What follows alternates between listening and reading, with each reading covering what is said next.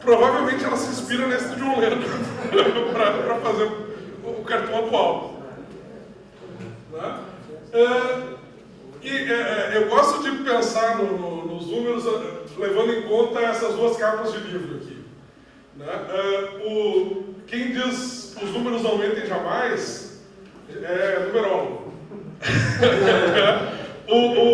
Já o pessoal matemático, eles estão preocupados em como é que os dados, como é que a matemática, os números podem ser usados para nos enganar. E eles são muito usados para nos enganar porque eles são uma linguagem. Né? Os números são signos. E os signos podem, segundo a definição do Humberto Eco, vou chegar mais adiante, não vou falar dela agora. Não. Esse livro aqui é um clássico. Todo mundo já viu nas livrarias, Como Mentir com Estatística.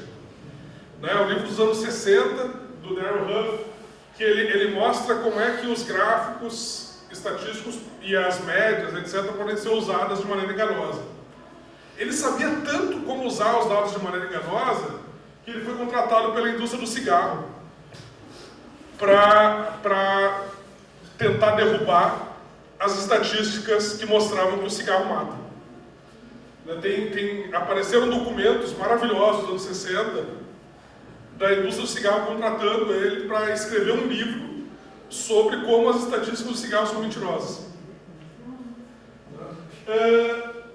O Humberto Eco ele dizia que um signo é tudo aquilo que pode ser usado para mentir. E os dados são signos, são uma linguagem. Quando a gente está usando visualização de dados, a gente está usando uma linguagem visual.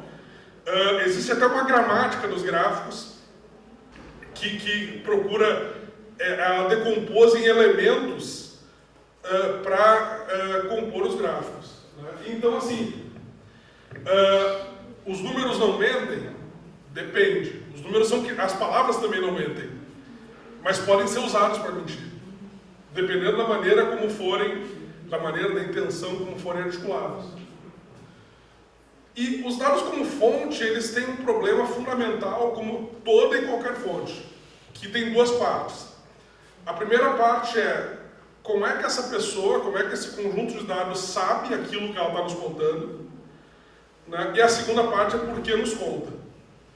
Esse cavaleiro aqui na foto, no escuro, é o Garganta Profunda, do Todos os Homens do Presidente, que era, durante 33 anos ninguém sabia quem era a grande fonte secreta, muito bem informada do Bob Woodward.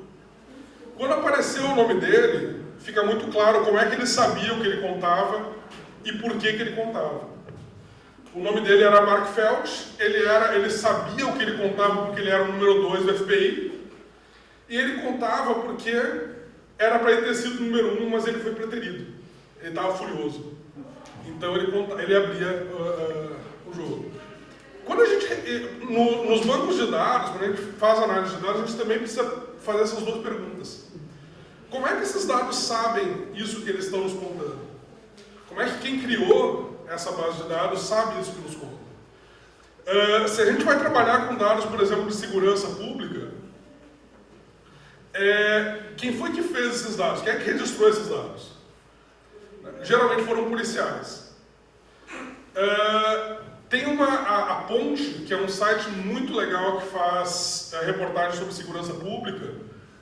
Há alguns anos fez uma reportagem mostrando, eles pegaram vários processos de prisões em flagrante por tráfico de drogas. E a história é sempre a mesma que esses processos contam, sempre a mesma não. De cada 4 processos, em 3 a história é a mesma. Estava uma pessoa andando na rua, geralmente a pessoa tinha um sexo e idade definidos e cor da pele definidos, sempre a mesma mais ou menos. Está andando na rua, sozinha. O policial, muito atento, viu que essa pessoa jogou alguma coisa no chão, não tinha nenhuma testemunha civil. Só o policial viu que essa pessoa jogou alguma coisa no chão. Aí, estavam 2 policiais no carro, descem do carro, um policial vai lá abordar a pessoa e o outro vai e vai ver que a pessoa jogou na rua e era droga. 3 em cada 4 processos de prisão em flagrante por tráfico de drogas tem essa mesma história. Essa história é verdadeira, as únicas testemunhas que falam isso são os policiais. Ninguém mais viu a cena, além dos policiais. E a gente sabe que a polícia muitas vezes acaba embelezando as histórias que conta para legitimar certas ações. Né? Então, assim, porque quando a gente pensa que os dados não mentem, os números não mentem, é essa história que vai virar os números de segurança. Quando a gente vê lá no final do processo uma tabela prontinha contando quantas prisões foram feitas por isso ou por aquilo,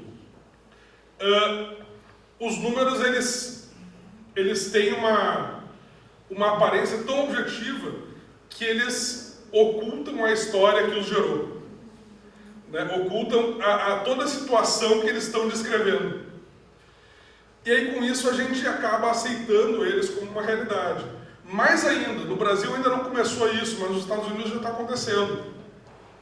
Existem empresas que criam algoritmos preditivos para ajudar no julgamento de pessoas, na sentença.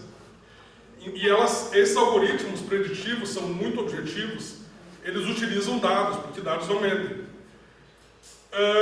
E os dados que eles utilizam contam para esses algoritmos que certas pessoas têm mais propensão a reincidir no crime do que outras. E essas pessoas sempre têm as mesmas características. Porque os dados lá na ponta, quando eles foram gerados dessa mesma maneira. Um policial fazendo uma prisão em flagrante em certa região da cidade, etc, etc, etc. Os dados como fonte, porém, dependendo dos dados que a gente usa, eles têm algumas características muito interessantes. A primeira delas é uma vantagem fundamental, que é questionar os decisores com base na informação que eles mesmos produzem. E isso dá um poder para a gente que é muito legal. Lá, eu estou dando um curso na Ponte de jornalismo de dados, é um curso de 3 meses, a gente está fazendo, com a equipe inteira deles, a redação tem 4 pessoas fixas. Então a gente está conseguindo se aprofundar bastante nas estatísticas de violência. Então a gente está pegando os dados de segurança no maior detalhe possível. E a gente está olhando as estatísticas de pessoas mortas pela polícia. Tem padrões assim, de locais da cidade onde isso acontece. Tem padrões de horário que isso acontece, geralmente horários em que não tem ninguém passando por perto. Quando a polícia começa a usar câmera no uniforme, começa a cair o número de pessoas que eles matam. E por aí vai. Ah, sim, e depois que depois da morte do George Floyd nos Estados Unidos e da morte do Beto Freitas em Porto Alegre, começa a aumentar a quantidade de casos registrados de letalidade policial em que eles não registram a cor da pele da pessoa que morreu. Chega a mais de 1/3 hoje em dia. Antes não chegava a 1%, agora chega a mais de 1/3. Vai ter coincidência. Uma coincidência pra caramba. Mas com isso a gente consegue questionar a polícia com base na informação que ela produz. Esse insight aqui me veio quando eu tinha 21 anos, né? A primeira reportagem com dados. Estava lá em Porto Alegre e tinha um banco de dados de orientação ao empreendedor, que a prefeitura divulgava, que tinha todos os alvarás ativos da cidade. E eu peguei de vários meses para ver uma tendência. Ali em 98 tinha a crise asiática e o governo colocou a taxa básica de juros em 50% ao ano. E aí, com isso, lá quando tu vai entrar no cheque especial, quando tu vai pedir empréstimo, esse juro vira, hoje com 13% ao ano já vira uma cascata, imagina com 50% ao ano. Então as pessoas pararam de abrir empresas em Porto Alegre.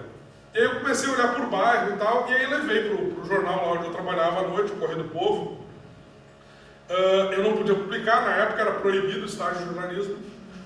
E aí passei para o repórter, ele foi na prefeitura, falou, então parou de abrir empresa em Porto Alegre, né?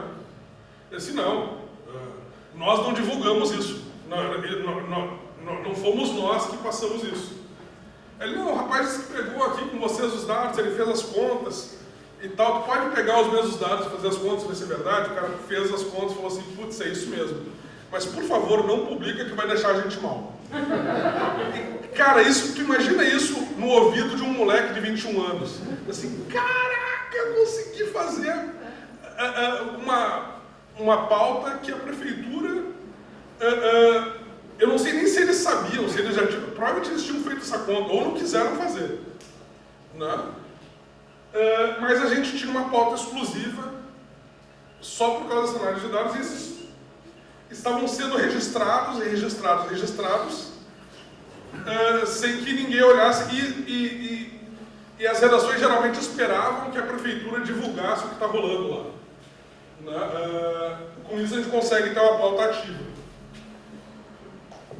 Mas a gente precisa sempre lembrar como é que esse dado foi produzido, sempre levar em conta como é que esse dado foi produzido. Quanto mais a gente sabe sobre como ele é produzido, mais a gente consegue questioná-lo, mais a gente consegue extrair coisas dele. Né? E da maneira como ele foi produzido, tem incentivos a que responde quem produz o dado lá na ponta. Lá no Rio de Janeiro, em 2013, eu acho, o pessoal da Globo fez uma reportagem muito interessante sobre a taxa de homicídios. O Garotinho era secretário de Segurança e ele prometeu, porque ele assumiu a Secretaria de Segurança, ele prometeu que ele ia reduzir a taxa de homicídios. E todo mês caía a taxa de homicídios. E aí o pessoal ficou com a pulga atrás da orelha assim, como é que ele está reduzindo a taxa de homicídios todo mês? Então eles começaram a olhar todos os crimes violentos, todas as mortes violentas. À medida que caía a taxa de homicídios, subia a taxa de encontro de cadáver. Encontraram o cadáver com um tiro na nuca, encontro de cadáver. Não é homicídio, é encontro de cadáver. Né? Então, assim, e aí essa reportagem, olhando mais a fundo os dados,